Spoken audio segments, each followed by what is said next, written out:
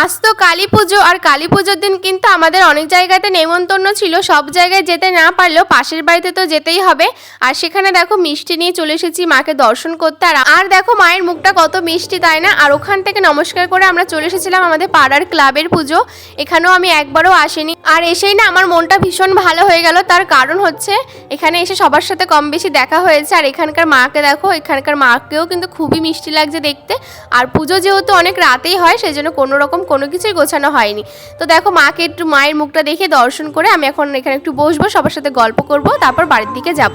আর জানো তো এবছর আমার উপোস থাকার খুবই ইচ্ছা ছিল, কিন্তু ওই যে শরীরটা খারাপ হয়ে গেল হঠাৎ করে, সেই জন্য কোনো উপোস করতে পারিনি। হয়তো মা চাইনি, সেই জন্য পারিনি। আর ইচ্ছা আছে পরের বার মা যদি চান তো অবশ্যই আমি মায়ের উপোস করব, মাকে পুজো করব। ওখানে সবার সাথে গল্প করার পর চলে এসেছিলাম বাড়িতে। আর বাড়িতে এসেই দেখি আমার কাকা শ্বশুর এখানে বানিয়েছে ভেলা। তো আমাদের মধ্যে নিয়ম আছে কালী পুজোর দিন কিন্তু মোমবাতি প্রদীপ দিয়ে এরকম ভেলা সাজানো। আর আমরা সবাই মিলে সাজিয়ে তারপর চলে এসেছিলাম আমাদের এখানে ঘাটে। এবার ভাসিয়ে দেবো। তো আমার সন্ধ্যাটা কিন্তু এভাবেই কাটলো। আর সবাইকে জানাই শুভ দীপাবলির অনেক অনেক শুভেচ্ছা আর ভালোবাসা।